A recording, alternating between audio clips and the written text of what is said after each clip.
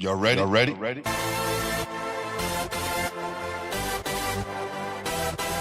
Yes. You have just stepped out into the world of chaos. Where everybody goes hard. Come on. Go hard. Go hard. Go hard. Go hard. Go hard. Go hard. Or go home. Never back down. You gotta hold your own. Go hard. Go hard. Go hard. Go hard. Go hard. Go hard. East Coast. Go hard. West Coast. Go hard. Midwest. Go hard. Dirty. Hurry up, everybody. Get online, buy your tickets, cause the game about to start. Welcome back. Jason Gilliam, part 2. So, where we left at, man? I was at Oak Hill, going through the motions and, just securing my scholarship and, being ranked 1 most of the year. Back then, it was like college football. It's whoever lost first had the best opportunity to get back to number 1. So Jalen Rose, they started off number 1. I think we were number 2, and Jersey City, St. Anthony's, Bob Hurley and Roderick Rose was 3. And Jalen and them lost. We got the number 1 position. We carried it all the way up until we got to Dallas, and we lost in a championship game in the Dallas-Fort Worth Lions tournament. And then that dropped us to 2 in some polls, 3 in another poll. And we all had 1 loss, St. Anthony's, us, and Detroit Southwestern. I signed with Rhode Island. And, a lot of people said don't go there. Al Skinner was in his last year of his contract. They were 11 and 18. But on my visit, it was cool. It was a bunch of guys from New York. Carl Cecilin from Brooklyn, Christ the King, Garfield's man. We all hated Los in high school. We hated him in college, but at least at that point, he was on your team. Right. Los is a defensive beast, man. Yeah, man. He didn't party. He went to bed early, so he was the Energizer Bunny every day in practice. Right. I got a lot of love for Los. Me and him actually developed a really good relationship once both of us were out of Rhode Island. But while we were there, it was highly competitive. Kyle Ivy Jones from Long Island, Andre Sammy from Long Island. We had Abdul Fox from Queens, who I had played with growing up for Aim High. And then I had Carlos Cofield, who was from Oak Hill the year before. So, there was a lot of familiarity with the roster. And, so my year at Oak Hill was a success. We finished, 1, 2, 3 different polls. I really matured individually with the chores, the responsibility. Like, life is real at Oak Hill. Like, daily chores, being on time. Like, Malloy was a piece of cake compared to Oak Hill. Right.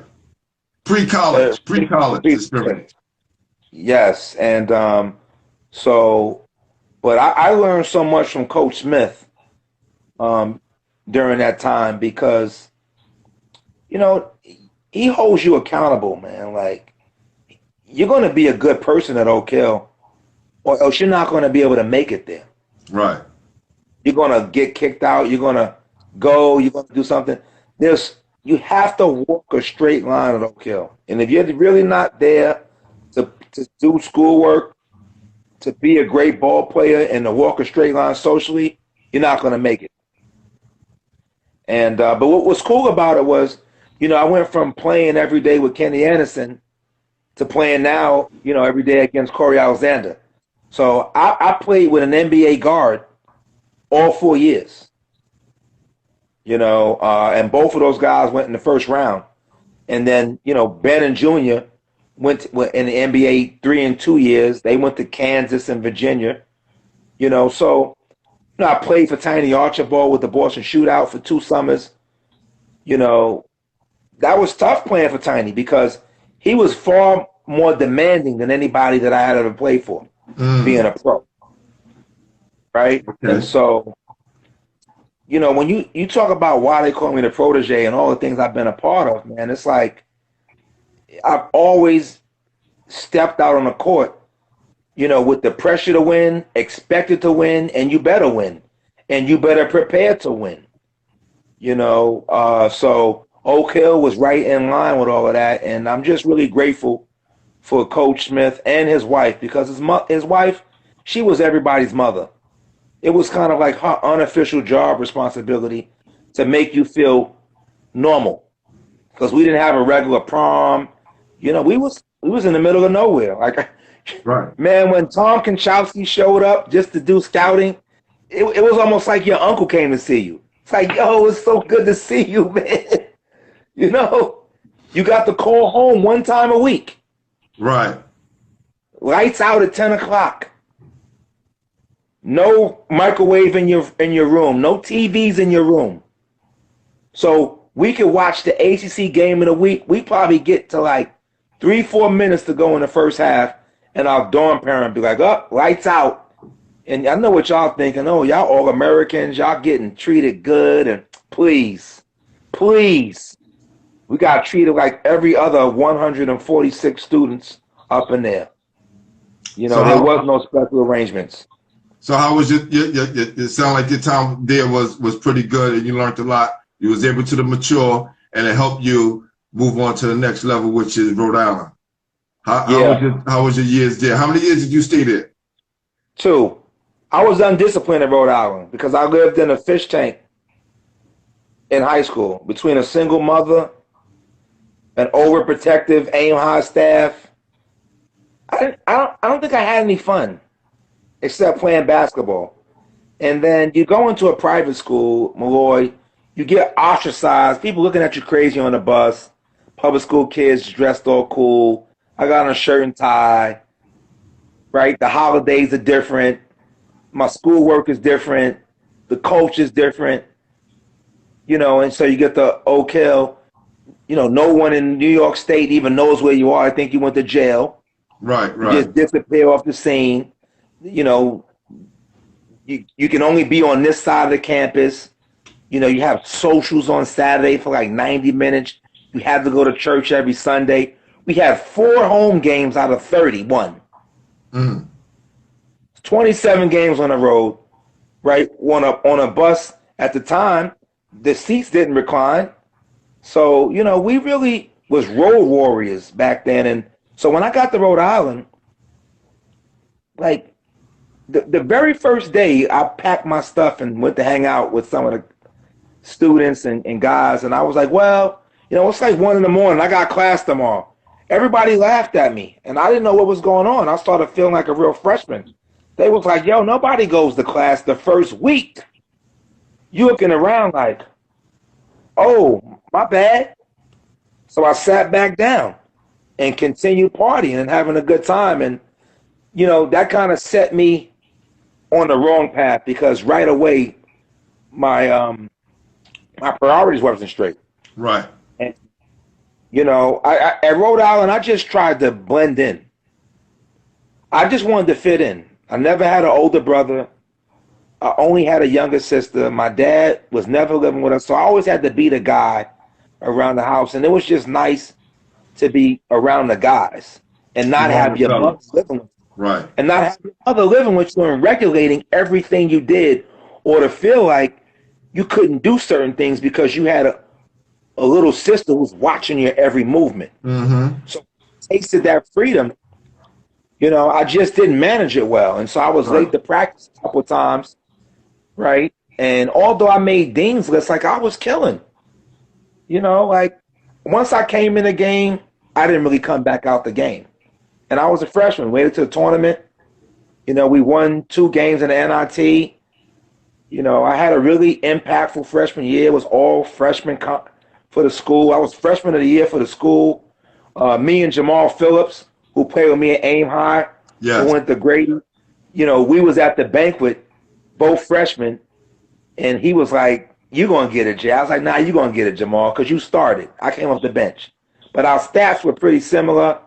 Our impact was the same, and he got it, but it could have went either way. And, I was just really proud of the year I had, but I also knew that had I not been late to practice, I probably would have been in the starting lineup as early as the 3rd or 4th game of the season. If I probably didn't party so much, I probably would have had more energy as a player, and then you're trying to adjust with the social aspect of being on the paper, being in TV, and I got to mention the elephant in the room. Now you're getting involved with girls, and so just trying to manage everything. And I was in pretty good shape because I had gone to Oak Hill, but what Oak Hill got me ready for was practicing and doing schoolwork, knowing how to sit down in a study hall session for 90 minutes and not be distracted. Right. Not zone out with your Walkman on and fake like you're doing schoolwork. That's the time to knock it out. So I never really had a problem academically, even though, I'm like any other kid. I'd rather be doing something else. Right. But at Rhode Island, the work was kind of easy for me.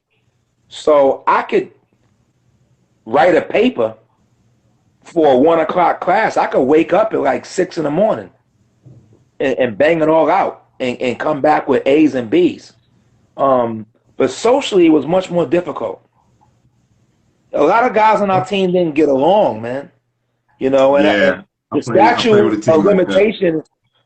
of limitations is off now. Like, I could talk about it. Like a lot of these things, I ain't never really talk about publicly like this because right.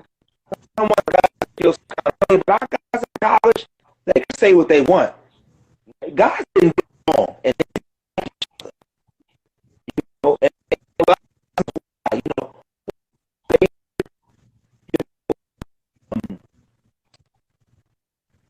You're breaking up. Hold up. I think you're breaking up. You there now? You there? Yeah, let's come back. You was that? The guys not getting along. I'm here. Guys didn't get along, and sometimes that was because coach favored certain players. Certain guys were strong students. Certain guys were having issues off the court. But one of the issues was coach, I think, over-recruited at that. You're still breaking up. You're still kind of fuzzy. Hold on. I'm better now? No, not yet. I'm better now. Yeah, come back.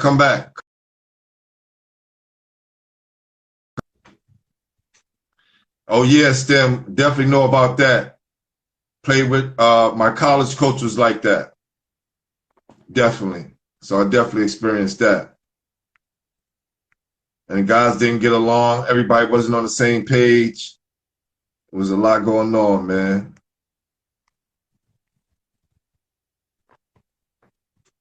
So when you don't have everybody on the same page and everybody's not working toward the same goals, yeah, you don't get everybody together on a cohesive level.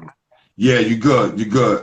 Yeah, you was at the place where I agree, because I played with a group of guys like that at Fairleigh Dickinson, where everybody wasn't cool and wasn't together. Yeah, and we did it well enough in the games because we understood the business, the professional side of being a college ball player. But off the court, guys didn't really have that cohesion, right. And that impacted me because when I made a couple of freshman mistakes, people wasn't gonna be like, "Well, he's just a freshman." Yeah, they told about your Wi-Fi, Jay. I think you're still fuzzy over there. Fuzzy Wuzzy kid? Yeah. You know why? Because we started talking about some real stuff now. And Coach Cardoza, what up? Look, Coach goes, pay my Wi-Fi bill. You know what? Yeah, but and it's probably we talking about that real stuff right now. But it was, we had a good freshman season. I just know that we could have had a better year if we have gotten along better off the court. And then that sort of carried over in our sophomore year because Mike Brown was granted an extra year eligibility by the NCAA, and that threw off the whole rotation. Right. Because when, you're getting recruited, you look at, well, who's in front of you? And he was a small forward, but Coach Skinner loved Mike Brown. He loved Mike Brown. So, it was a good situation, but we went to the tournament my sophomore year. I ended up, not being on the team the second half of the year because the guys on the team voted me off the team. Right. My mother came up there like, Al, who's in charge up here? You got his friends in charge of him? Are you serious? And it was just, so when I look back at it, I made mistakes like be late for practice, which allowed guys on the team to act like, they were mad. They didn't care. They just wanted my spot, wanted the minutes, and they got their way, but all I know is I came into that program, they were 11 and 18. When I got there my freshman year, we went 22-10 and made it to the quarterfinals of the NIT. They hadn't been to the tournament in Al Skinner's time there as a head coach. And then we got off to a strong start my sophomore year. They did, didn't they make it to the NCAAs? Oh, Brendan Malone was the coach during that time, right? I'm talking about Al Skinner's time as head coach. Right, because Al Skinner then coach called Silk Owens. I know they went to the Sweet 16. He was an assistant, I believe, on that team. Fix your camera, man. I think you're still blurry over there. I can hear you, but I can barely see you. See me now? How we doing? A little blurry still, yeah. Hold on. Put the Wi-Fi on. Because it's raining out here in Miami. Oh, okay. All right, so what made you leave? Because y'all was still in that same situation? When you left Rhode Island and went to Stetson?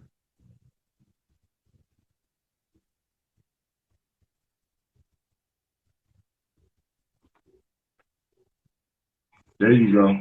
Yeah. Got me now? Can't hear me anymore? Yeah, you shaking up still. All right, let me try to take the. Yeah, get closer to wherever your Wi-Fi situation at. Look, you guys know when you're playing college basketball or any basketball, everybody got to be on the same page. I had guys who didn't hang out with each other. I didn't hang out with some of my teammates because everybody wasn't on the same page and we all was in separate units. So that didn't make for a cohesive group. Yeah. I'm back. So I want to know what was your reasons for leaving Rhode Island and going to Stetson where it seemed like you had a lot of success? Well, after the team voted me off and coach let it happen, well, coach really planted that seed. I was late to practice. We got to Temple. We checked in the hotel. We had our staff meeting. He gave everybody a piece of paper and said, how many of you think Jason should remain on the team? Right? Yes or no on a piece of paper. Then they collected it. Wow. So I was sitting there like, wow, double wow, like, wow. I'm a Dean's List student, all freshman, like I'm leading the charge in this program and, you're treating me like that. But again, I'm learning because when you make mistakes, it's at the coach's discretion of how he wants to handle it. And right. So as a sophomore year, that happened as a freshman. So here's my sophomore year that happens. The team votes me off. So I come in the locker room and Mike Brown goes, Coach Skinner wants to talk to you. I go in his office. He says, oh, well, appears your teammates voted you off the team. I said, oh. And he paused. I paused. Right. He didn't say nothing. So I stood up, walked over to his desk, shook his hand, said, thank you for the opportunity, and walked in the locker room. I got in the locker room, I got in the shower, and Mike Brown said to me, you know what? Now you could be with your girl all day. Wow. And he was a co-captain. And, but it's funny because in recent years, Mike Brown's called me to ask me to help him get players. Wow. He does some LA stuff and managing stuff. And it's like, but I was never taught to really hold a grudge, man. I left all of those things there because I felt like, I did fall short of my own expectation. but I wasn't really the most troubling student athlete on that team. I mean, we played under investigation my freshman year because they thought we had guys gambling. It was so many things we were dealing with during that program. It was funny that me being late to practice kicked up the most dust. And but it's a lesson for all student athletes is that you got to walk a straight line when you become a Division I athlete, right? Yeah, you can't give them a reason. You can't give them a reason to hate on you.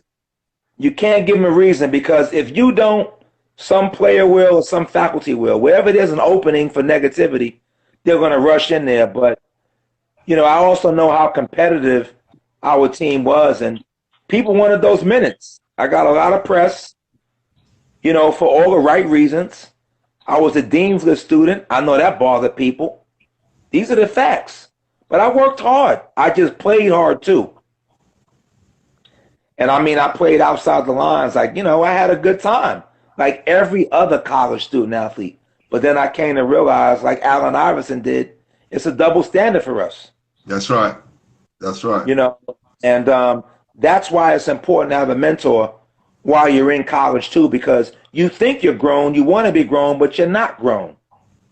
I agree. I agree that each program, each college program should have a mentor program attached to it. Yeah. Each one of these high school programs, especially PSAL, where there's like a lot of discipline, they should have a mentor piece tied to that. And I see you doing that. I've been running a mentor program for a while, how that's very important. Now, how did your mistakes at Rhode Island help you prepare for success at Stetson? And how did you get there? Well, one, the first thing my coach Hipsher told me was he had kicked me out of practice one time early. And I was like, what's that? He called me into a meeting. He said, you're my best player. And because you are my best player, I have to coach you differently than I coach the other 11 guys. If I want them to get in line, if I want them to be the best, they have to see me deal with you a certain kind of way. And I just hugged them because I was like, you're the first coach that kept it really real about why you act like that with your players. Right. You know, I sat out that first year. It was a really easy year. I didn't like what they did to me academically. I came in with 2 years of grades, and when I sat down with my counselor, they said, oh, we don't take these courses. You don't take this. So here's the deal. Being that you got to be here 3 years, you're going to sit out 1 and play 2. We're just going to make you do 3 years worth of work to graduate. So I really did 5 years worth of work to earn a 4-year degree. Hipsher was great. I sat out that first year. The second year we came back, first game of the year, I think we played Florida. They're coming off the Final Four. So we played them down to the buzzer. I almost had a triple-double. But we were 0-2. And he was just talking about me like a dog in practice in the locker room. You know, you're supposed to be this, supposed to be that, all because we lost. You know, and now I'm starting to realize what it really means to be an upperclassman. Right. Because now, win or lose is your fault. That's right. And then I'm coming in with this reputation of performance and these accolades. And so the pressure was there right away, even though I had sat out a year. We end up finished first in the conference. We lost in the first round of the conference tournament, which we shouldn't have. I probably just played 2 passes. They started double tripling me. If I could do it over again, I would have shot every ball. But after the season was over, Coach Hipsher took another job at Akron. And he left the job with his assistant, Randy Brown, who really ruined our ball club the next year. Coach Hipsher used to call me that next season because other players who he recruited were calling him in Akron. Like, Randy Brown is this, Randy Brown has done that. Remember, no cell phones. Coach Hipsher got a hold of me through the payphone in my dorm and apologized because he had asked me, he said, the AD is going to call you and Kerry Blackshear, both you captains, in his office and ask you, what do you think about Randy Brown succeeding me? And I need you to give him that vote of confidence. I said, for you, Hipsher, you got it. Now, granted, you know how I met Hipsher? Hirsch, Team Entourage. Yeah. Hirsch. 55. First said, yo, go play for Dan Hipsher, my guy. He'll take care of you. He's not going to jerk you around. He's going to take care of you. I said, coming from you, Hirsch, when you say somebody's going to take care of somebody. Right.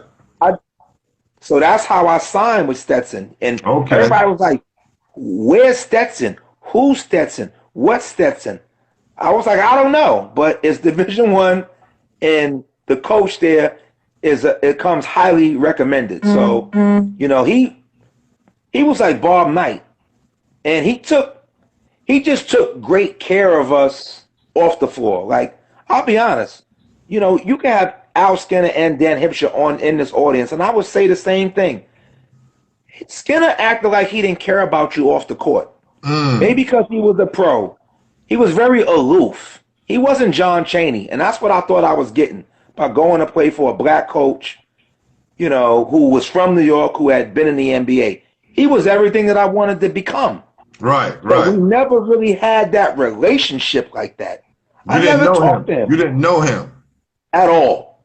You know when I knew him? When something didn't go right. He makes sure you knew who he was. Right. We've talked in subsequent years. I've had the same conversation with him, so that's why I'm comfortable having it on a public forum, because he and I talked about it, and I told him I failed in my leadership, and he said, you know what, Jason, we all do at different points in our lives. And I thought that was a very mature and comforting statement on his part, because I think in so many ways he said to me, I don't like the way I handled it. Right. You know, there were probably other ways, you know. So granted, now I'm at Stetson. I'm playing for a coach who's not black, but he's making me feel like a proud black man. Right. And it wasn't what I thought was going to happen. You know, he empowered me. And, you know, and I was just so hurt that he left after my first year playing. So really, I had 3 coaches in 5 years. And so Randy Brown just screwed everything up, you know, my senior year, and we just underachieved. And I started planning out my exit out of basketball, thinking about the role I played in fashion. I'm watching Kenny Smith do some promo work with my man Darryl Walker for this clothing line called 5 Star. Right.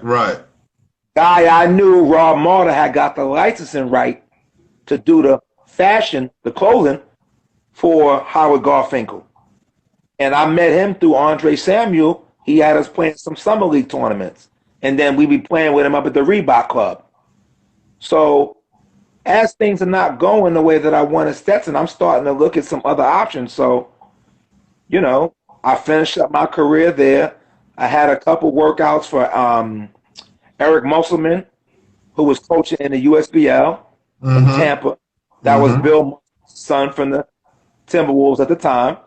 And then I left after 2-3 days because I have finals. I'm like, hey, man, if I don't make this team and I don't take my finals, then what? I came too far not to finish up academically. So I just left training camp 2 days after the second day. Mike Lloyd from Baltimore went to Syracuse with my roommate. And we was hating Musselman because he was talking to us like a pro. And nobody was used to hearing people talk to you like you was a pro. Right. Like, you look like a bum out here. If you can't take care of your body, you shouldn't even be an athlete. And I'm only looking for one guy. The rest of y'all ain't going to make this team. It was 60 people there. And the guards that he had in the backcourt, they was 6'7". Everybody wanted somebody to guard Michael Jordan then. You know, so I left, took my finals.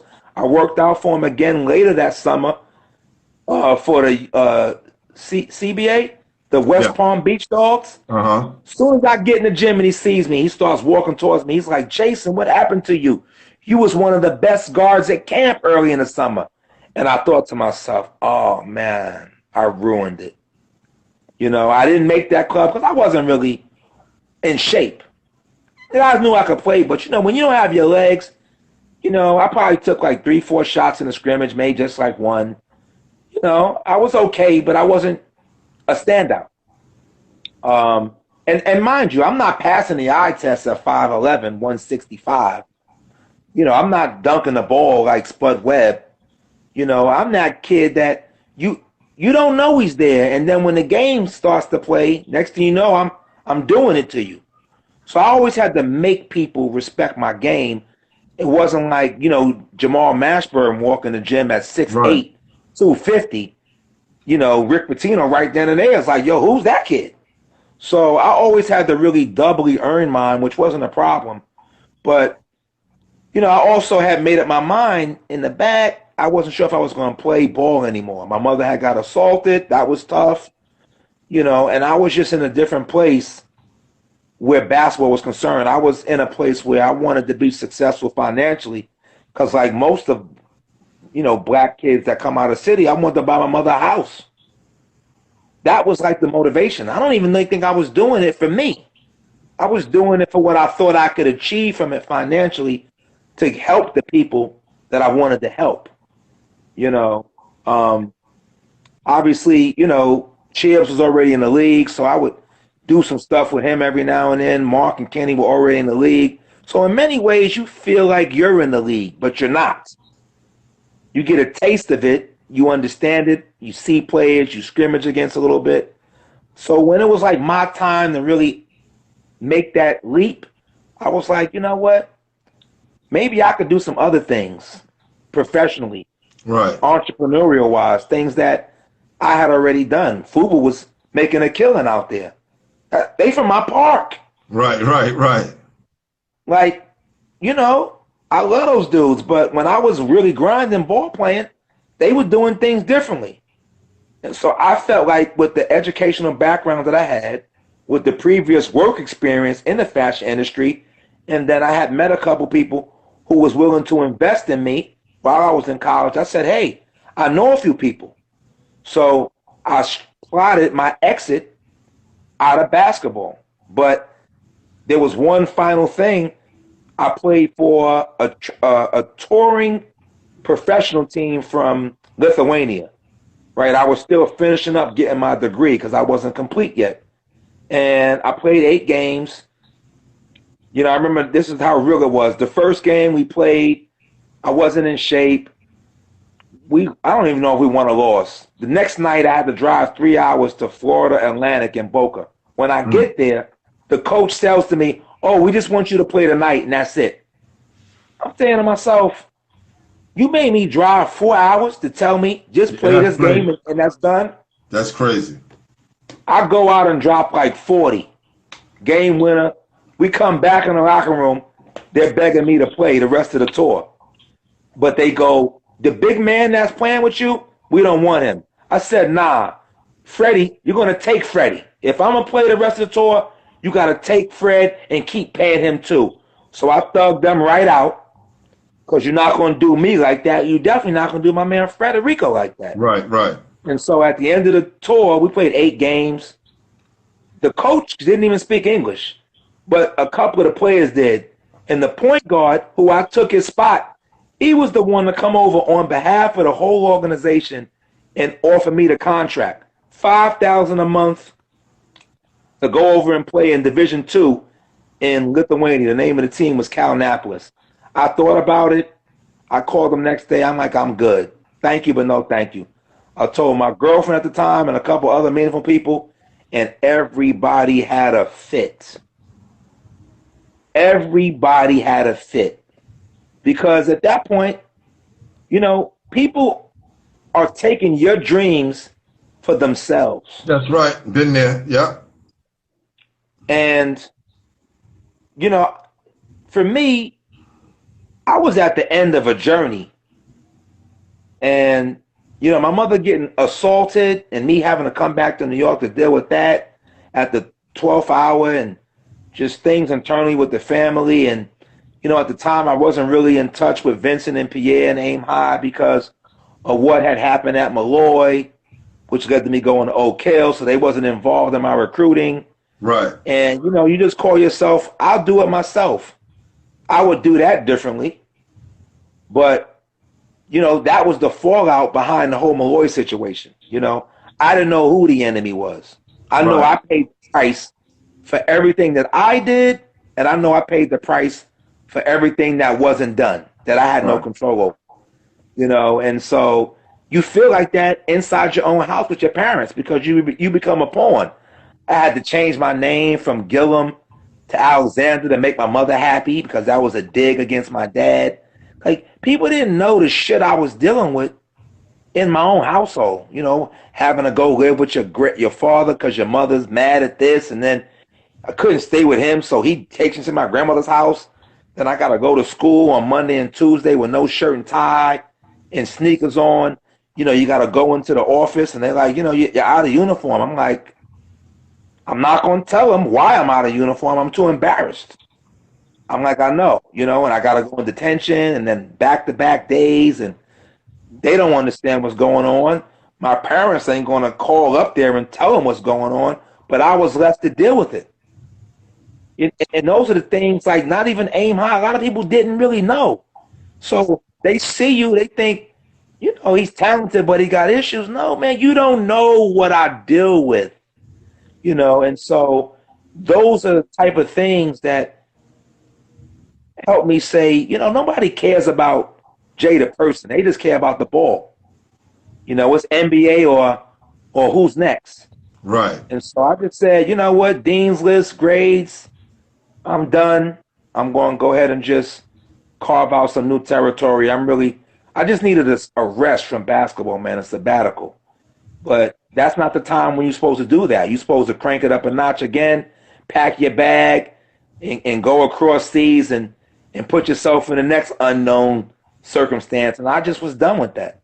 But sometimes I think that you could be setting yourself up for disaster when you're doing that, when you're not being a realist and understand, listen, you have reached that end of the road, and now it's time to open up another door to life and see what else is out there. Because what you have done now with your commentating, your coaching, and your mentorship, I don't think you would have done that the way you're doing it now if you had been still stuck on that guilt trip of basketball. It was rough, man. Plus, my senior research thesis at Stetson was the relationship between athletic participation and academic performance. And that's where I uncovered all the real statistics about how many people go pro in any sport, not just basketball. And I was almost too smart because when I looked at the numbers and I looked at the situation, it just didn't look good. Right. Now, my senior year, not having a name brand coach that was able to get me into Arizona or Chicago or Portsmouth. The best thing he got me for was as an alternate at Portsmouth. I'm thinking I was a Naismith Award candidate. Like, guys like Khalid Reeves, I scored 25 in 2 quarters against him and Derek at Christ the King my junior year.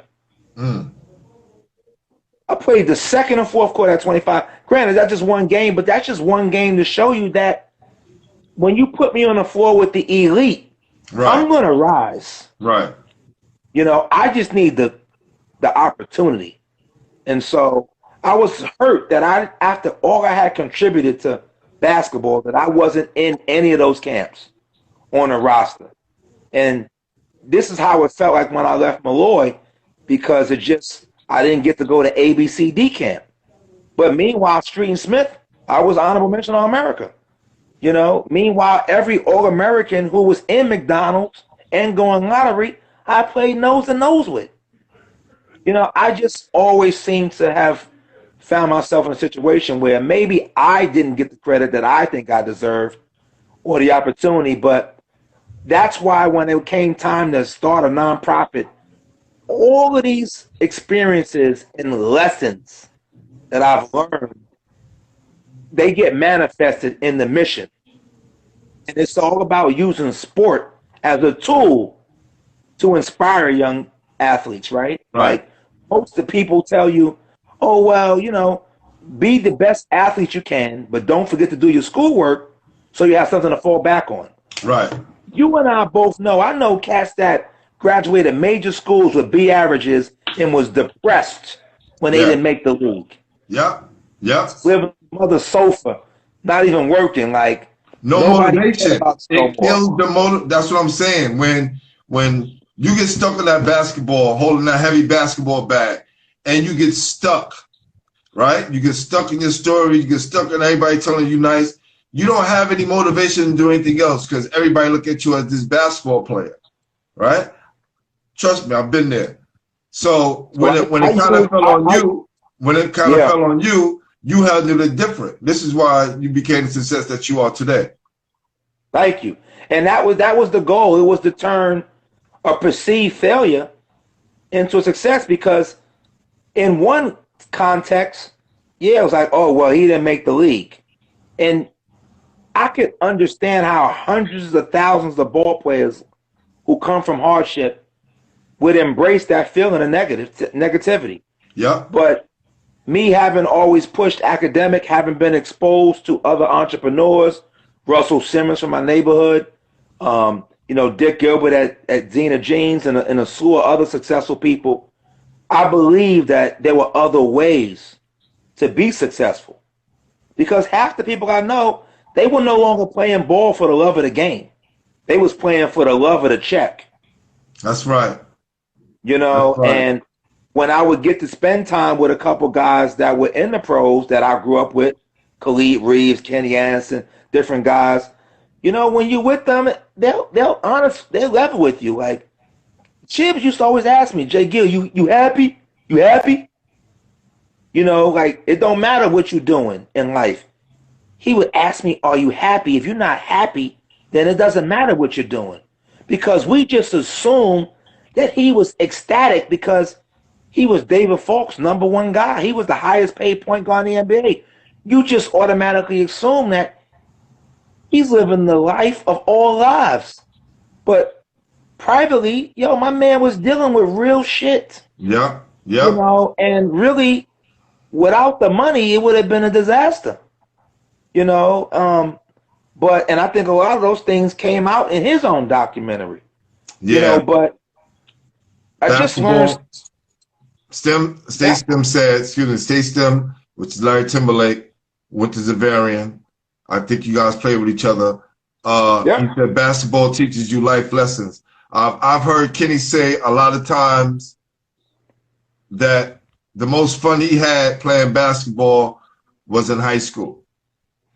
High school, and I think a little bit college, but mostly high school, because it came without any money, right? No, we all play for free, but yes, there's a pressure in your household, your apartment. Like, you got younger brothers and sisters. Like, ball was everything, and it was, for us, it was a way out. Right. I was never made to feel like, you just want to go to school and get a job and live around here and work for 30, 40 years. All my people complained about taking the E and F train to the city every day for work and all the bullshit that came with living in Manhattan. Even though we know it's the greatest city, there's 8 million stories out there. Yeah. But trying to achieve happiness. And so, like I said, when my time was up, I plotted my course out of basketball, and I got to know Maceo at Rhode Island. Him and his people used to come up there a lot. One of my teammates, his best friend was his little brother, so I got to know those guys. And and then Tribe was from around my way, so I used to bump heads with the guys, and I knew guys, and so me and Maceo really hit it off after college.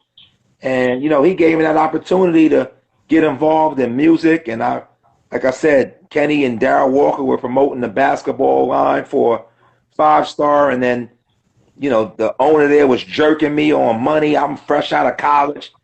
I'm like, look, I need to get at least reimbursed for the car fare and the lunch money I spend up here. That was a big deal. Like, you can't just take me to the Reebok Club and floss me out like I'm a piece of jewelry or an accessory to you. Like, I don't care about none of that, man. Like, I got friends with money. Like, I went to college to build my own. And so I met the designer at the time, and he showed me a catalog named Intrigue, and I was like, look, I can't stay up here because this guy don't know what he's doing. And I would say stuff like that, like 5 Star basketball clothing. To me, that was the easiest sell ever. And here we are in a creative meeting where you want to change the logo. A camp that's built on tradition, you want to change the freaking logo. And I was like, why would you change the logo? I said that. because that's J. Gill from Malloy. You can't tell me it's raining outside, but it's really P. Right, right. I'm not the kid, the one to sit there and play dumb. You know, I've been in the fashion company. I understand a couple of things. I'm one of the products of the streets, of the world that would buy this clothing line. So my outspokenness was met with silence. I felt the vibe.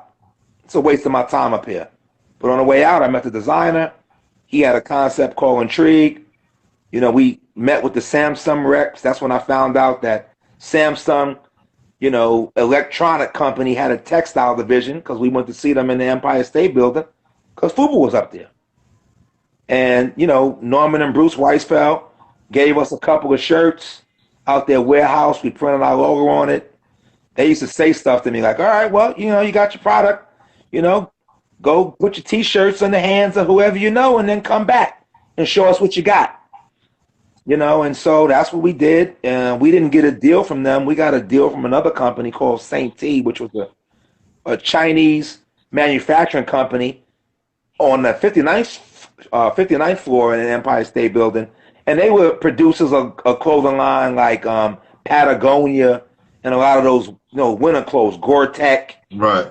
And they gave us a couple $100,000 those first two years to go out to the magic show and sell, and, you know, some money for product placement and some samples and, you know, a little bit of salary money just to get us through. But, you know, we ended up not getting a deal. You know, fashion is much like the music business. You need a production deal to really carry out the whole thing. And, you know, but the thing about music, it was always there for me. Them long nights of struggling in high school, middle school, traveling, things not going well. All you got on your van is that Walkman, you know? That's right. Those songs, you know, and, you know, it was just a painful process that I dealt with as privately as I could, but the music got me through. So, you know, and then obviously coming from Hollis, you know, that's like Def Jam land, you know? Bimmy used to be in the park with us every day. So, you know, that was always like a fantasy of mine, like to be involved in the music. And then when the opportunity came, Maceo was like, yo, I got my label, little production deal with Fat Beats. Why don't you be my president? I was like, bet. And, you know, I just sort of did that and was able to manage him as a DJ. And I got to do some road managing work for De La Soul. And I got to be like Michael Jordan in right field. You know, when he left the Bulls and he was in right field for them 2 years, everything was different. You know, and so in music, everything was different. But what was the same was when you showed up at that venue and that crowd was there and you felt that energy when the record dropped, that felt like playing ball to me. That energy, that crowd. I experienced that. Larry and I was in the music business for a long time. We was down with Easy Mo B for a slew of years, and was that whole process with him, Big, and Tupac and all that. So we definitely understand that. Mo B Major. Yeah, that's my guy. So how do you get back into basketball now? Like you at FMU now. How do you make this whole 360 turn from out of basketball into the music, into fashion, and back to basketball? Let's get there. When my daughter's mother got pregnant, and I knew she was pregnant, she called, and I knew, like Thundercats, I had to go back to Vincent. Remember that part in Superman 2 when Clark Kent got his ass beat in the diner and he saw his own blood? Right. And he went back and became Superman. He had given up his powers for Lois Lane. Like, when I knew I was going to become a dad, the first thing I knew was I wasn't going to be like my dad, who was absent. So I knew I had to move. And so I went to Houston to get my brain right, to start training again. I saw that Vince was training a lot of kids out there, working them out, but they were paying him. I couldn't believe it. I was like, man, he always trained us for free. But now he was actually making money doing it. Right. And so the Jet and I sort of put together a plan of how do you monetize grassroots basketball when all the top players are sponsored. I said, well, people are going to pay for their mediocre kid to have a chance to be an elite kid. They'll pay for that. Right. Just give them the shot. So that's where the money was, in the masses. So that's how I put together the money piece. When I got to Florida, I started working for the YMCA. That led to me working for the Boys and Girls Club. That's when I put together the mission for my own organization. We had the banking and housing crisis happen. You know, that set everybody back. Then I realized I have to use my gift, my talent, to earn a living and put food on my table. So that's what prompted me to roll out the business. I knew to make it a nonprofit. My mother had spent several years in nonprofits. I understood the funding concept. I went to work for those organizations to find out how you charge kids $15 a year for membership and still turn a profit. So I found out their revenue streams, incorporated my own concept, got married. You know, I started getting more involved with bringing kids to camp every summer. So I tied back in much closer with the Jet, because now I started playing a big role in every year in camp, bringing kids up from my program to our Aim High Carolina basketball camp program. And then 2 years ago, I'm at the All-Star game helping him set up for his party, and one of the other coaches who's volunteering setting up, he's talking. And I hear him talking, and I knew he was because he played with Jason Kidd in high school, so we were friends. And I hear him talking. He goes, "Oh, yeah, you know, you're at Florida Memorial." And we're working shoulder to shoulder. I'm like, "FOMO? Florida Memorial? That's up the block from my crib in Miami." I was like, you know, and then I laughed. I said, "Oh, tell your man I'll come coach with him."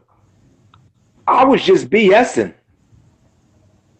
I never really wanted to coach because I wanted to be an everyday dad. I didn't want somewhere else. So I always tell myself, at the very best, I'm not going to coach until well after my daughter's in college and grown. Right. Coach locally, but you know, training them, doing programs in the schools and executing the mission for the nonprofit as an entrepreneur, for me, that was more of a rush. But I had coached a little bit. The Lightning program moved down here. I coached them a little bit, you know, and just little smaller things. And then I started teaching in high school. And so they, you know, part of the deal was you got to coach the team here in high school and teach English, you know, which is my minor and which I'm approved for by the state. So that was really the first official coaching gig. And then, you know, like I said, I'm at the All-Star game in Charlotte. We're setting up at the NASCAR Hall of Fame. He's on the phone with him. I just pop off the mouth just to say something slick, something funny to laugh, and then he throws me on the phone with him. So I'm on the phone like, "Hey, how you doing, man?" "Yeah, man, Protege, Jason, man, how you doing?" You know, he's like, "Hey, Ansar Amin, you know, so you know ASUN?" I'm like, "Yeah, I know him. You know, he works at camp. He's actually a cousin of our coach." You know, I was like, "Yeah, you know, so what's going on with you over there at the university?" He's like, "Oh, man, you know, my first year, we didn't do too well." I'm like, "Well, you know, I got to continue working, but, you know, how about this? When I get back, you know, I'll find some time to come over and meet you. You know, I'll get your number from Hassan, and we'll go from there." And he was like, "All right," you know, and me being a person of my word, I got his number from Hassan. Maybe like a week or two when I got back, I went over and met with him. And, you know, he's my age. I'm from Hollis. He's from Oakland, the Bay. He coached at Fresno when Skip Tamalu was there. Yeah. He coached under Quinn Snyder at Missouri when they had Kareem Rush and went to the Elite Eight that year. He broke out, went with Kareem to the league, became a trainer, got like 60 clients. He also used to coach LeBron with the Oakland Soldiers. And then after that whole NBA thing sort of tailed off, he took assistant jobs at Prairie View and Texas Southern. So these are the conversations that we had. So I'm starting to understand, you know, my guy is like me. Right, but right. Never played ball at a high level. He's the kind of guy that was just on the teams. You know, he never was really had to carry the load. So those are the guys that make great coaches. Oh, okay. For some reason. They're on the team. Like Larry, Magic, Isaiah, you see they can't coach. Because they can't they too can't much understand the players' lack of commitment. Right. And I don't think great players make great coaches. You know what I'm saying? Like No. superstar players. And my boy Chuck just said him and my teammate Peter Pierre played at FMU. Yeah. So, Wow. we I hit didn't it know that. off. I told him, I'll come on board. And then at the same time, Guy Rancourt from Team USA had offered me a position to be on the Team USA East Coast for the summer to coach alongside Adrian Autry and Alan Griffin. So I said, yeah, because I thought that would be a perfect segue, of working with that select group of NCAA players would be a perfect segue into, coming to an HBCU, NAI. And that was the other piece in HBCU. All my clients, I service all kids, man. Right. And family. I know who I am, but there's something special about, being able to help black kids. I had done everything on the grassroots level. No, I never was the big AAU coach because I never wanted all of that. I don't like it's a necessary evil. People have a lot of negative things to say about the circuit, but right there recruiting every one of those kids. Right. So, but anyway, that's why I kind of never got involved in it. I stayed in the essence side because it's so much bigger than sport to me. It's bigger than basketball. Yes. And I had to stay on that side. I thought I was a bigger asset in that world as a mentor, as a teacher. And steadily, I was stacking up my leadership, my credentials to lead. So I'm happy with the steps I took and that I've taken to become a coach. I really paid my dues. I've worked at every level. I think teaching was the last piece because there's a formality there. There's a systematic feel that you have to bring to the coaching profession. It's not just whistles all day. There's a huge back-end office piece, a big administration piece. You have to talk to a lot of parents. You have to talk to a lot of school officials. You have to know rules and regulations. And they raise the bar for what they want coaches to have in terms of credentials. These days, they prefer a master's degree minimum. Right. Just to consider you. So, and we know that's a strategic way of making people go through more steps to achieve the goals. That's a separate conversation. So, but I'm really glad that I made the move. Like I said, I really dig my head coach, Ansar Alameen. Like the whole New York City would. He's just a real cat. He's a great recruiter. He knows so many people. And, it's just been a great experience so far, man. Man, listen, I appreciate hearing your story. You have can be definitely a great model for kids because you show that you can persevere through anything, even through all of the hurdles that you had to get over in life, the setbacks, things that were promised to you and didn't come true. You didn't give up and let that stop you. So you're definitely a great example of what we need out here. And I would definitely like to help you in any way I can.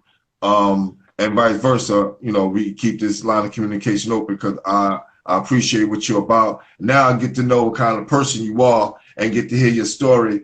You get to respect, the respect has widened a lot more. And I appreciate that, a lot of the problems that we having out here, man, with our young black men and the struggling aspects of being at home. And a lot of people not seeing the at-home aspect of what kids got to go through just to even get in the basketball court. You're definitely a prime example of that, my brother, and I'd like to salute you for that. Hey, I appreciate you, man, for creating the platform. And I see guys like Mike Thompson, Goff, Chivs, like these are guys that I look up to, year 2, 3, 4 behind, from the time I was 9, 10 years old. So, it's important that these stories, get to parents so that parents can be more educated and help their kids and understand that there's a strong business side out here. And I just want to say one thing with the whole term student athlete. All right, hold on. It's about to end. I'm going to bring you back for one more quick session, and I'll let you get what you have to say. Ron Phelps say he's going to be hitting you up too. Definitely, man. What you were saying, you wanted to finish up, you was talking about the parent aspect? Well, when we were growing up, I'm 46. the big term was do your schoolwork so you have something to fall back on. And as we talked about earlier, you know, earning a B average and coming out of University of Texas, there's no guarantee that you're going to get a job, right? So one of the things that I sought to achieve through my nonprofit efforts is to fulfill the word or the terminology student athlete. It's very incomplete because that's not enough. How many ball players you know got their SAT, qualified, had their career, right? And when they got out of whatever Division I school that was, they were struggling to find work. Right. It's just a lot of us. Because they never really prepared, right, for professionalism outside of playing a sport. Right. And so it's such an incomplete term. So really, the real term needs to be student athlete professional. Right. And so there's a lot of guys that are doing basketball now, and I'm proud because we are the ones that need to be doing it. Yes. And what they're doing is they're mentoring young men and women across the board. And one of the things that we have to have them do is he can't or she can't just do schoolwork and work on a game. You have to volunteer in an area of a profession that has nothing to do with your sport. Right? Because you have to get experience at something, right? The numbers don't lie. Less than 1/10 of a percent, like 0.0004%, are going to become a professional in basketball. Like the number is just, it's so minuscule, man. It's like that chip they want to put in you with this vaccine. That's how small the number is, man. My man, so, we definitely got to talk because I'm definitely up on that too. I want to say this. We got two coaches in the building. Well, you're the third. Got my man Will Jackson from Banneker and Rob Phelps, right? Rob Phelps, the only coach that I know of who requires his players to have an 80 average. You can't even play if you have a 79. Yeah, and because Rob knows what time sure that his kids are having a B average or more to even step on the court and practice. How about that? Yeah, because you can't there's a correlation between accountability in the classroom and on the court, right? I need to know you're going to be eligible. Last year at Florida Memorial, we had 4 guys who weren't eligible. You know, 2 managed to come at the halfway point, and 2 never touched the floor. Wow. And that was 4 starters. So now we had to change our focus on the type of student athlete we recruit. But back to my point is that's still incomplete. You have to get kids, particularly ball players, volunteer hours. So let's just say you practice every day for 2 hours, Monday through Friday. You got 2 hours of schoolwork. You got to find an hour a week to ask yourself, well, what I like to do? What'd you like to do when you was young that had nothing to do with sports? Music? So let's say a young man or young woman likes music. She's got to go up to a studio or go to music school, learn how to read or write music. He has to volunteer in some way, shape, or form within the music business to, one, find out if they would like the actual employee side of it. Because you might say, I might like taking pictures. I'm going to do some photography work. And then come to find out you don't like it. But learning that you don't like a trade or a skill is just as valuable as learning that you do. Right. Because now you can pick up little hours of volunteerism in that field, working with a company as early as 10, 11, 12, 13 years old. So now when you go to and you enroll in Providence College and you become a business major, you have 352 hours of volunteer hours at the studio. Well, what did you do for the studio, Mr. Phelps? Oh, well, aside from cleaning, I did the books. I learned how to use Microsoft Excel spreadsheet. You know, right. I know what I'm doing. Now, when you go to college, you've already changed the narrative for yourself in that department because they're going to make you do more things. And let's just say, you know, you don't get drafted. Now you have 350 hours of volunteerism from grassroots. You know what that equates to? That's 7 years, grades 6 through 12. That's 1 hour a week, 52 weeks in a year for 7 years. That's 1 hour a week volunteer. So you got 350 hours volunteer, and you get 4 years of undergrad. You're going to be a major in that, the discipline. They're probably going to get you some sort of work study. Because when you think about it and you go sit down for your first job interview post-undergrad, they're going to look at you with your bright-eyed smile and your fresh, crisp shirt and your tie and your brand new, you know, Wally moccasin shoes and your khaki pants. And you're going to be feeling $100, but they're going to say, well, what experience do you have? Yeah, that's always that next question. My boy Chuck said that the FLOMO campus life keeps a lot of players ineligible because of the campus life. And I don't think a lot of players could handle the discipline aspect of campus life, the weather, and being out of Miami at the same time. You know, that's another piece. Hold on, and last one. Mike T. Mike Thompson said the goal of a student athlete is to eventually be poised and to assimilate into society and achieve greatness. Absolutely. Mike is polished. Mike is a prototype for how to do it. Mike never neglected what he had to do at Drexel. Mike was a class act at St. Ray's. Even at camp, he conducted himself like a pro. You know, and so those are the things that they don't necessarily write in the rule book, way to conduct yourself. Right. You know, how to get involved in other activities that aren't your sport. Because if you're a big-time athlete, they got you lifting weights, you doing ladders, you got to do shooting sessions, film sessions.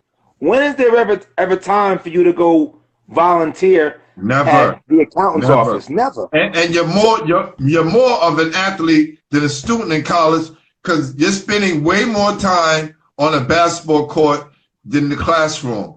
Rob Phelps said that he teaches players how to work the books, right? How to do the books and work the clock, because that's important. You can get paid for that. I know a friend of mine's, one of his best friends is the scorekeeper at Madison Square Garden, and he's had that job for 30 years now. Exactly. He's setting them up to understand how to work game ops. That's a big deal in college. Yeah.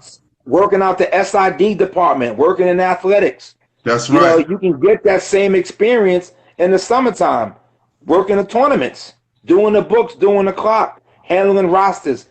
There's always a back end business side to every activity.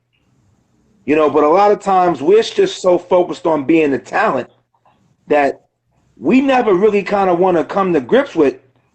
Maybe our talent doesn't become a way of life. Like, I can't build my family off my talent. Right. And I realized that in the music business because when I transitioned, so many of the A&Rs and different guys, they used to be artists who never made it. Facts. Who never made it. So, you know, with being an athlete, that's why I had to come back on for that last piece. So for all the coaches and the parents, you have got to make your son or daughter or your players get involved in an activity that is not school, that is not a sport, a trade, something that realistically they could foresee themselves doing as a career. Because if you ask them, well, what you want to be outside? Nothing. I want to be an NBA. Nah, man, what if you don't make the NBA? No, I'm going to make the NBA because everybody's an alpha thinker. Oh, I'm going to make it. I'm a shoo-in, you know. But if you don't make it and the statistics say they're not in anybody's favor. Luther Wright was 7'2", 300 pounds. You couldn't tell me Luther Wright wasn't a shoo-in for the old NBA where size was everything. Did Lou ever even play in the NBA game? Listen, Shamel Jones, another 7-footer from Brooklyn, Georgetown. Exactly. You know, Big Stanley King, who went to Wake Forest from August Martin or Darryl Bonds from Frank and Kate Lane with Chibs or McDonald's. He went to Georgia Tech. You never even heard of Darryl Bonds again. That's right. You know, the point that I'm trying to make is that as leaders, we have to make sure that our kids under 18 are getting that third piece. That's that professional piece. You get that through volunteering. Well, where do I volunteer at, J. Gill? What are you good at? What do you like? You know how many parents tell me these days they got to pry their kids off computers? That's all he or she wants to do with the computer. So I tell parents, well, you need to flip the coin on them and say, look, get them training in computer engineering, in software programming, in coding. If that's what they like, that's a profession. Matter of fact, things involving computer, hardware, and software is where it's at. So you can't just let your son or daughter or your players just be concerned with sports and academics. The formula is not enough. It's Right. no guarantee. And so in a world full of experience and relationships, if all you do is play sports, you might not have either. So you have got to acquire experience through volunteerism, because people don't want to pay you. You don't know shit. You know, what do you know? I'm not going to pay you. Well, hey, I just want to come in. I just come in, a couple hours a day. Oh, no problem. If you want to come in on your own time and dime, they'll let you.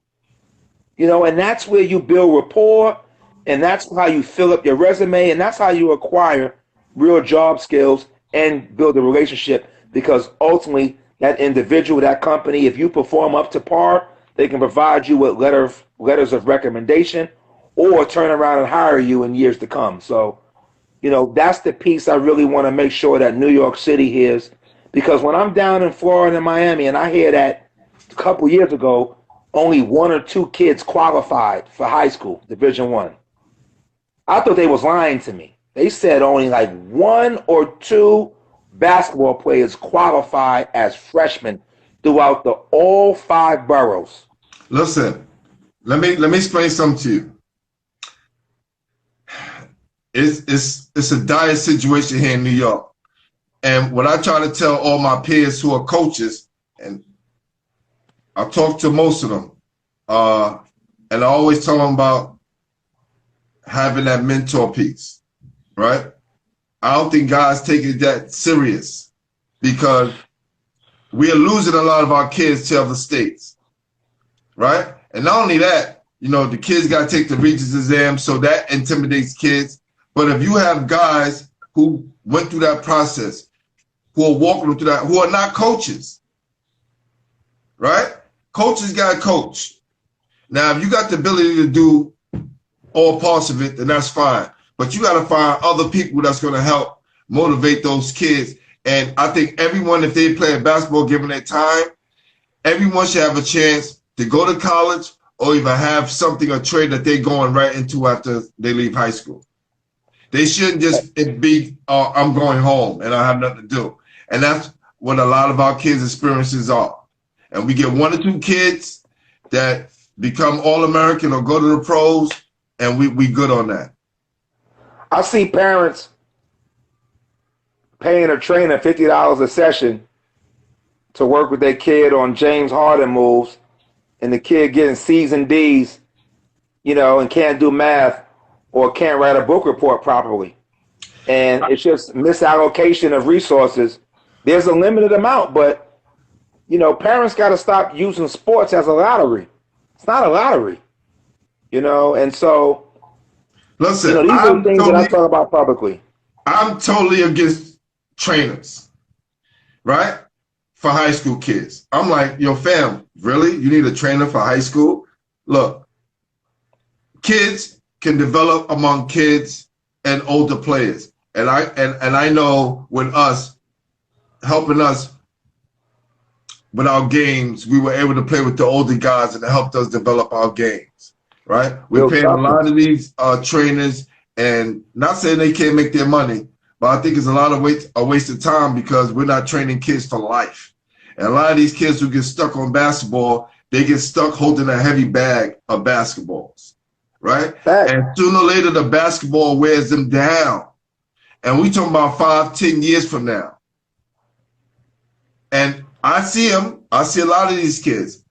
I'm still in the neighborhood. And a lot of them are stuck here as well. And that's how a lot of them fall into the traps. So this information is very good, man. I'm glad you provided this. Well, that's what Aim High was about, man. And so that's why I've always, just loved being a part of Aim High. And you talked about mentorship. Like I said, Vincent called me earlier. I know everybody in here who knows him probably want to say, yo, tell Vince I said what up. I will. But that's what it's about. Like, you got to stay in the lives of these kids and give them the right advice. Like, I can't condone you working out and your schoolwork's not up to par. You just send the wrong message at the most volatile time in a young person's life. And ultimately, these things become crystallized and cemented in their understanding, and then they just replicate the same behavior. Whereas I came from a household where things wasn't, on the up and up academically or with my responsibilities. Like I said, she loved to tell me. She loved to make me call. Right. She wouldn't even call. I would have to call. And so now when you call and tell your coach, yo, coach, I can't come to the game, they like, what's up? Like, my mother said no. Why? Why would your mother say no? Now you got to go into why. And then they get pissed off because now you got to tell on yourself. And now, my coaches would make you realize, they would make you pay the price. Like, yo, you're not playing the first quarter. Come to the game, but you ain't going to play. That's how Vince, Kevin, Pierre were. So when I realized how they were working together, I wasn't going to jeopardize basketball because that was the one thing I can control. So, I look at those things and I accidentally got that work piece through hardship and tragedy, but, that's more of a realistic formula for the average black kid. That's right. You got to get experience so you have something other than biology and a behind the back move, when Adam Silver don't call your name. It's just so many kids in that pot that it's just not enough are really preparing themselves for a career. So when I made my nonprofit, like I said, I use sport in reverse. I know by me delivering the sport to, young Mike Thompson, who's an 11-year-old, he thinks I'm a hero, right? And because he loves me for what I can do with basketball and show him, he's going to listen to everything I tell him. Right. And then when I have his attention, now we talk about what's really important: academics, career development, health and wellness, right? And so that's how I developed my nonprofit, because there's 5 pillars, right? There's leadership, academics, athletics, career development, health and wellness. I didn't have to make a lot of changes when COVID-19 came because I already had cut back on meat substantially. I was already eating fruit exclusively for breakfast. I was already eating vegetables in every meal. I already drink as much water as I can. I don't lift like I used to because I'm not in the contract, but I do just enough so that I don't look stupid. Everybody know when I'm on here, I'm going through 3-4 bottles a session, man. So I definitely respect you on that. The health and wellness, kids to eat better, man. The mental health is definitely. I want kids to eat better at younger ages, man. You can't. You know why I say at the younger age is so important? Because those are the habit forming years. Like once you get hooked on McDonald's and Burger King and fish fry, you hooked on it. It's hard to get off of it. Let me tell you, it still amazes me.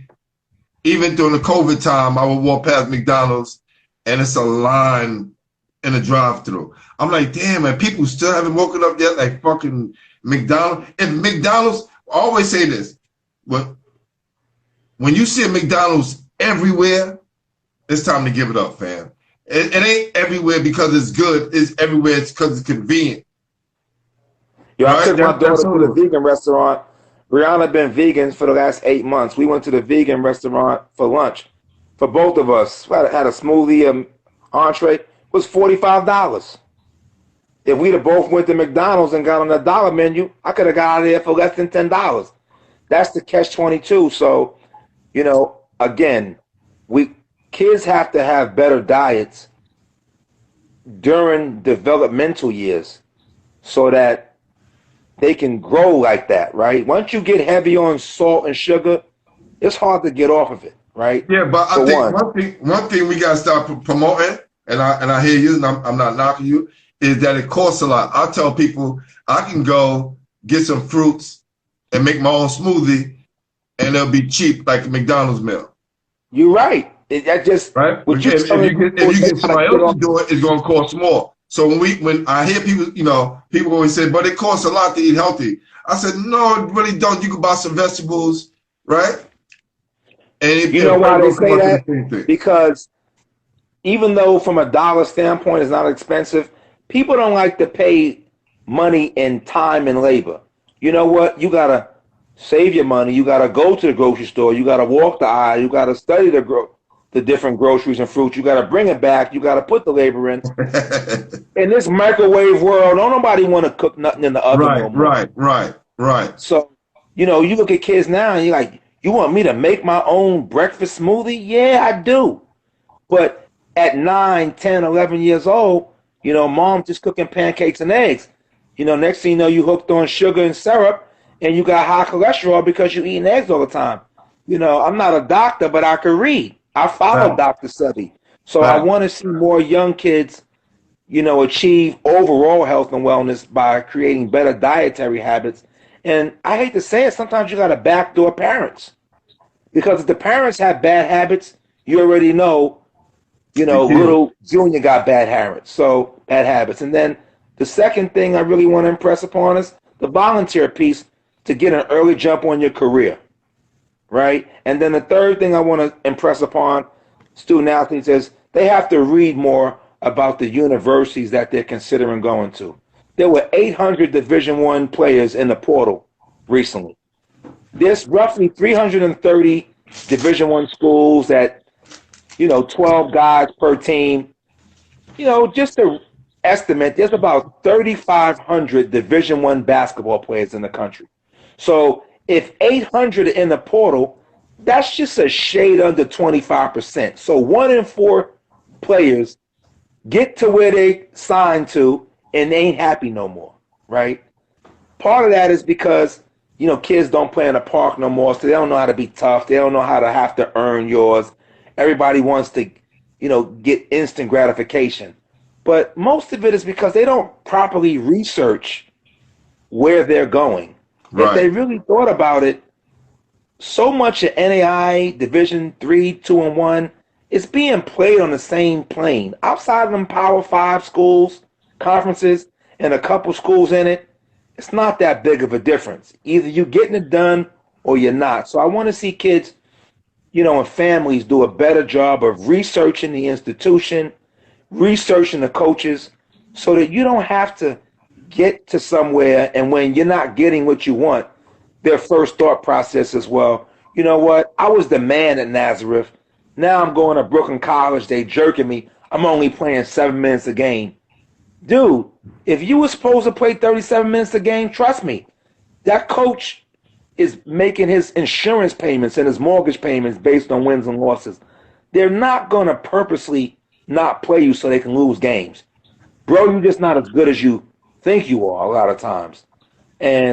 But players just have to research the universities better and make more educated decisions. And also just realize, like, what the statistics are and the likelihood of NBA, and realizing that they probably got a better shot going overseas. And I just think the priorities are not where they should be.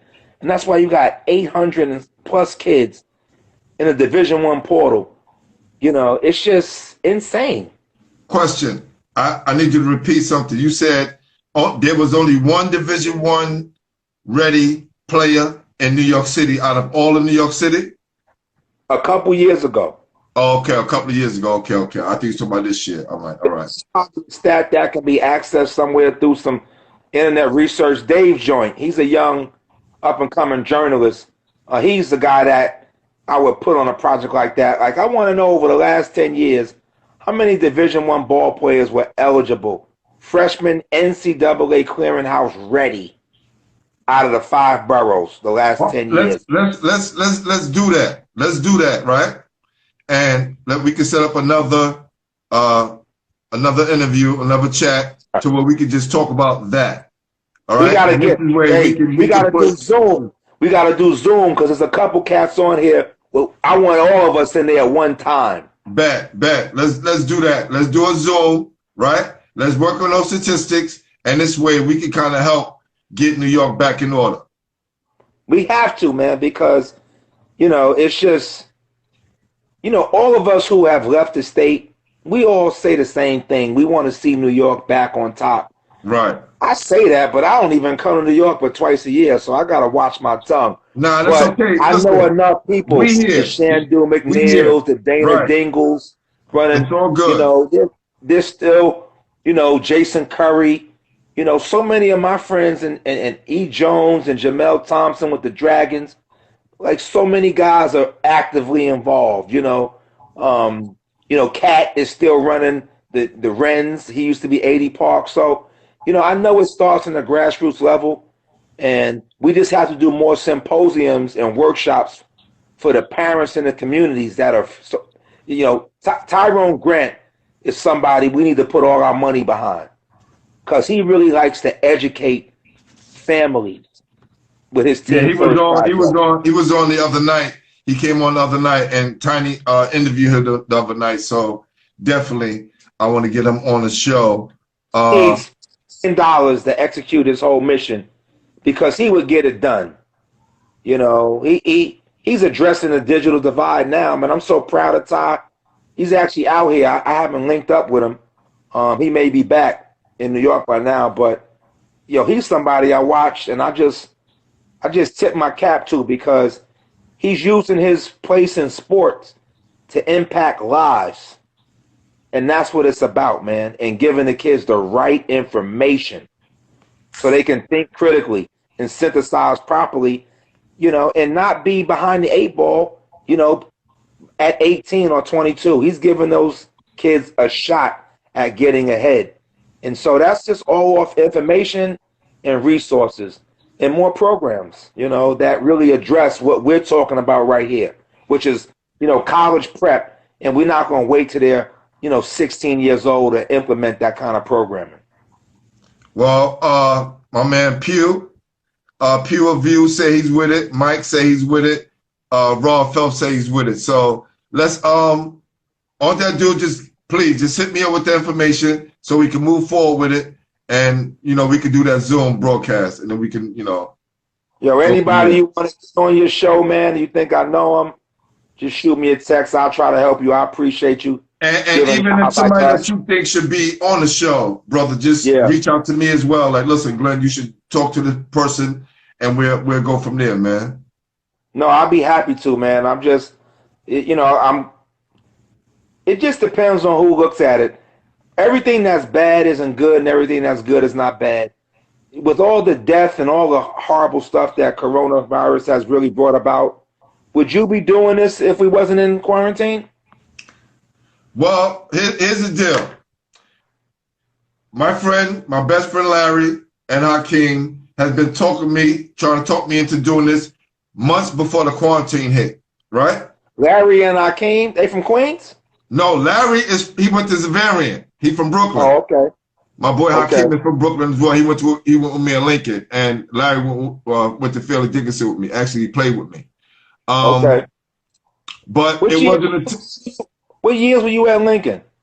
From 83 to 86, and then I went to Maine Central my senior year.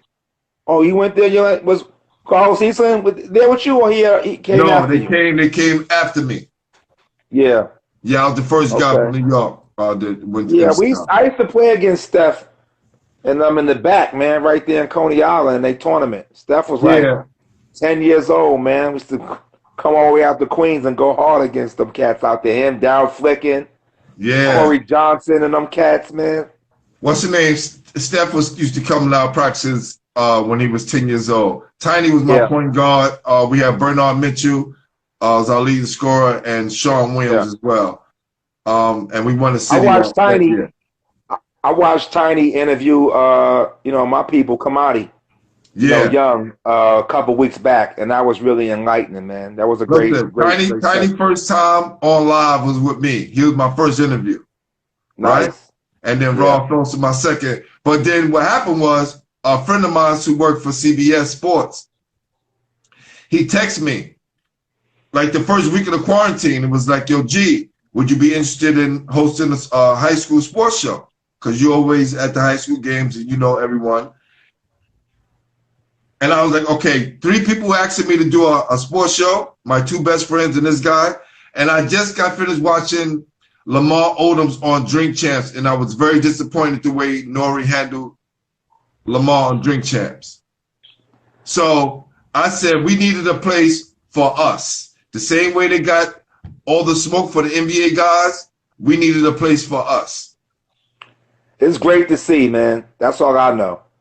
And especially with me living out of state, just seeing so many of the guys, people like you, stepping up to the plate and providing outlets, for guys like us who, we don't get the headlines because we didn't make it to the Knicks. Right. But we represent the majority. That's right. So, when I saw other guys on the show, it was just like, I love where this is going, man. And I just hope that it continues. Now, I'm going to keep this going, brother. This is something I'm going to do. I love talking to you guys, hearing these stories, and kind of reflecting and giving guys an outlet. So this is something that I was built to do. But the quarantine did help because it kind of slowed me down, right? Yeah, I want to plug you with my man, Randy Parker, DJ Esso. He manages DJ Clue, but they got a product called Clue Lace. It's a shoelace. Okay. So I want to plug you with them about a sponsorship with them and using their brand to help do certain things. And then my other guy, Jermaine Miller, who just passed away from the COVID-19 from Southside, he has a clothing line called Basketball Fly. Oh, that's dope. I'm going to put you in touch with both of them, and, hopefully they can donate some product to your production and then, get you some additional sponsors, man, because I want to see this is beautiful. That's all I know. And right after this, when we get out of this, I'll be taken to the studio in Dumbo. It's a very beautiful studio down in Dumbo, Brooklyn. And what I want to do is all the guys that I got on during the quarantine, I want to bring all you guys in. And we have like a nice sit-down power. That's going to be dope, man. That's going to be dope. But nothing but respect, man. You got to take care of yourself, man. If you can, buy yourself some radiation-proof clothing. Because the 5G is nothing nice out there. See that? That's a rugonite. Yes. I know what it does. Yes. My niece. It refracts the radiation. She's one of my sponsors, Unique Creations. They do a lot of health products, right? You on point. And it's so crazy that I got 2 of my first sponsors are women, right? Women. Like that's the most empowering thing that that I could say. Yo, man, that's the essence, man. Like, people talk about the 12 disciples and that infamous picture, of the Last Supper. The Holy Grail was a woman, man. They changed up the art. Listen, brother, you don't got look. They praised the Black Madonna, right? I don't want to get over to that side, brother, because from what you mentioned, Dr. Savy, when you mentioned Dr. Savy and the 5G, I said, damn, man, this brother got so much in common he don't even know, brother, because I'm on that same timeline. Keep the show coming on, and like I said, man, I'm here for whatever you guys need, man. Appreciate you, Jay. Y'all send me some players down too, man. Listen, Jay, you're going to be my connect, and I'm going to be yours. Trust me, I'm in line with all the guys, especially a lot of guys who get overlooked and should be down at FMU playing and giving you guys support. Definitely want them. Really good, strong guys. In the words of Rob Phelps, let's try to get them above a 3-0, and make them good, solid student athletes so we don't have to worry about them academically. And let's get them coached up and give them an opportunity to be educated, man. listen, brother, you're gonna be getting a lot of guys coming down your way, and they're all gonna be solid individuals, man. From this point on. There it is, man. God All right. blessings to you, your audience, and I'll be checking y'all out tomorrow when Chibs come on. Definitely, man. Appreciate you, brother. Hey, salute. God bless. All right.